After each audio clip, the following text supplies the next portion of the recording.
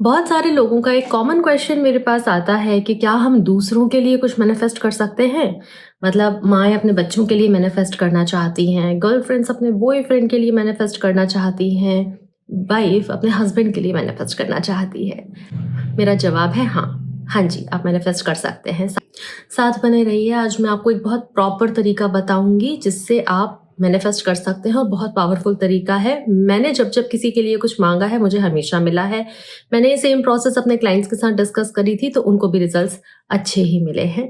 Law of attraction का बहुत simple सा कहना होता है कि जहाँ आप अपना अटेंशन लेके जाते हैं, फोकस लेके जाते हैं, हर वो चीज़ मैनिफेस्ट होती है, चाहे वो पॉजिटिव हो या नेगेटिव हो। लेकिन अगर आप दूसरों की लाइफ से अपनी एनर्जी कनेक्ट कर देते हो, उसे अलाइन करते हो, तो वो उनकी लाइफ में भी मैनिफेस्टेशन जल्दी होने लग जाते हैं। और हाँ, लॉ ऑफ कर्म भी काम करता है कि अगर आपके इंटेंशंस ये हैं कि आप दूसरों की लाइफ में खुशी बढ़ा रहे हो, तो आपकी लाइफ में भी मल्टीप्लाई होकर खुशियाँ आएँगी।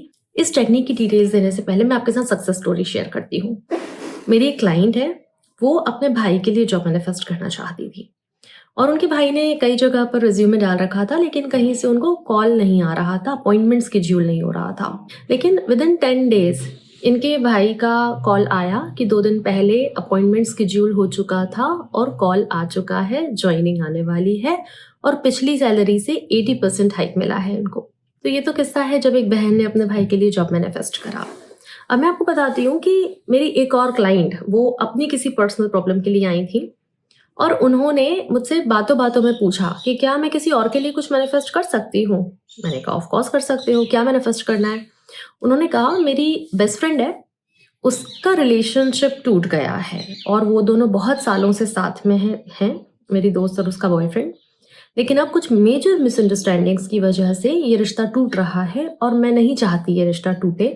वो दोनों बहुत खुश रहते थे साथ में और अब दोनों बहुत परेशान हैं। तो अगर कुछ ठीक हो पाए तो मैं इसको एक ट्राई देना चाहती हूँ। उन्होंने जो सेंटेंस उन्होंने बोला वो बहुत प्यारा था। 5 दिन के बाद मैसेज आया कि they both are again together and happy. ऐसी ही एक और सक्सेस स्टोरी मेरे पास अभी कुछ टाइम पहले ही आई थी, जब मेरी जो क्लाइंट है वो एक मदर है, उनका छोटा बच्चा है 2 साल का। वो ठीक नहीं था, उसका हेल्थ में कुछ प्रॉब्लम आ रहा था। छोटे से बच्चे पे ना बड़े एक्सपेरिमेंट्स हो रहे थे, इंजेक्शन, ड्रिप्स, मल्टीपल चीज़ें।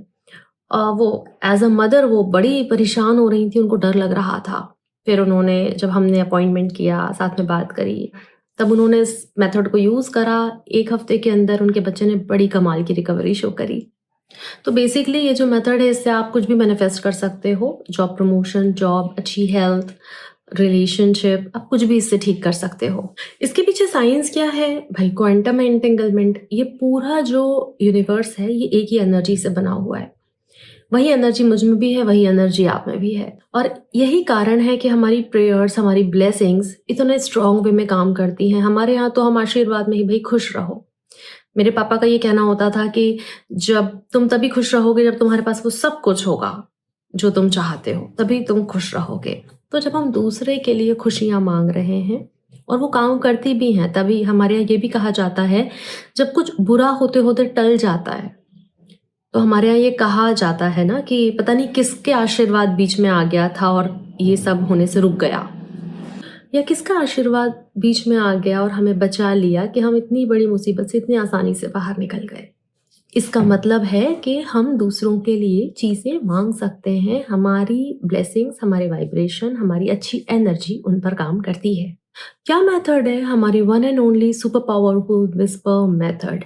विस्पर मेथड के मुझे जितने पावरफुल रिजल्ट्स मिले हैं मैनिफेस्टेशन में, उतने पावरफुल रिजल्ट्स मुझे दूसरी मेथड के नहीं मिले, specifically when manifesting for others, जब हमें दूसरों के लिए कुछ मैनिफेस्ट करना है। 95% मैंने विस्पर मेथड हमेशा दूसरों के लिए ही मैनिफेस्ट करने में यूज़ करी है और मुझे हमेशा, आई मीन हमेशा ही 100% अच्छे रिजल्ट मिले हैं।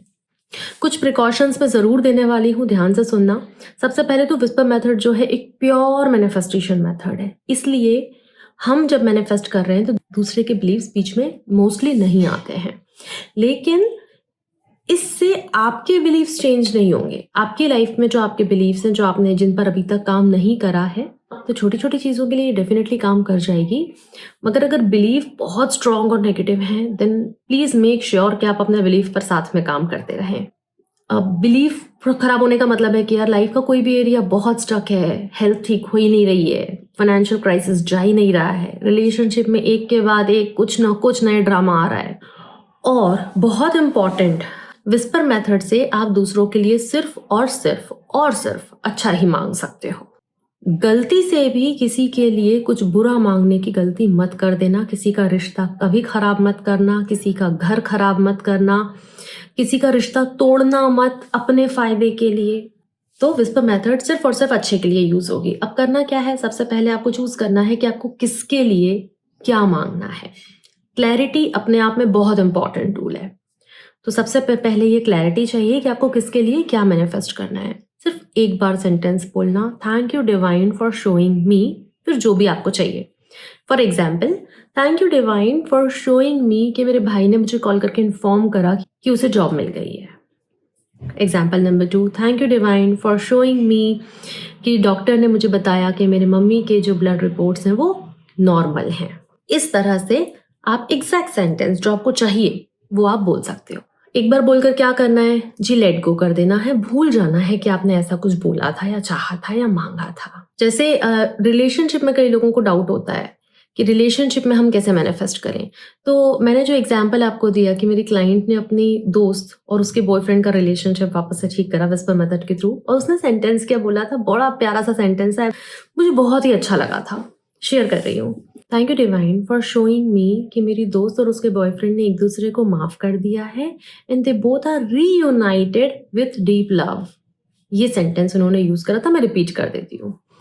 Thank you divine for showing me कि मेरी दोस्त और उसके बॉयफ्रेंड ने एक दूसरे को माफ कर दिया है and they both are reunited with deep love.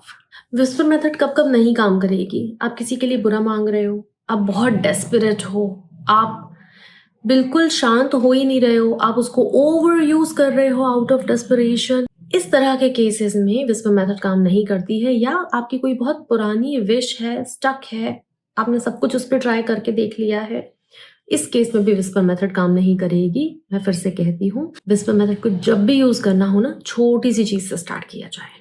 कोई ऐसी बेसिक सी चीज की हो या नहीं हो, कुछ खास फर्क ही नहीं पड़ रहा है। फिर इस तरह की जब बहुत ही बेसिक सी चीज 4-5 बार होने लग जाएगी, आपका बिलीफ आने लग जाएगा कि हाँ यार, ये तो मेरे लिए काम कर रही है, और फिर आप इसको अपने मुताबिक यूज कर सकते हो। तो सबसे पहले अपना बिलीफ इस पर स्ट्रॉन्ग करो, क्योंकि ये जो यूनिवर्स होता है ना, वो अर्जेंसी पे काम नहीं करता, सर्टेनिटी पे काम करता है। सर्टेनिटी मतलब कि हाँ ऐसा तो हो ही जाए, हाँ ये तो बहुत ईजी है, ये तो बहुत छोटी सी चीज है, इसमें तो कुछ भी बड़ा नहीं है, ऐसा सर्टेनिटी। लॉ ऑफ कर्म तो है ही कि भाई अगर आप दूसरों के लिए अच्छा मांग रहे हैं, उनकी लाइफ में खुशियां बढ़ाने की कोशिश कर रहे हैं, तो आपकी लाइफ में वो मल्टीप्लाई होकर आएंगी। एक प्रो टिप देती देती जाती हूँ कि ऐसे ही चलते फिरते उठते बैठते कभी भी सुबह शाम दूसरों के लिए एक एक अच्छी चीज मांगने लग जाओ, देखो आपकी लाइफ में क्या चेंजेस आने लग जाते हैं। तो चलो, आप अपना ध्यान रखना, मैं आपसे जल्दी ही मिलती हूँ। थैंक यू, नमस्ते।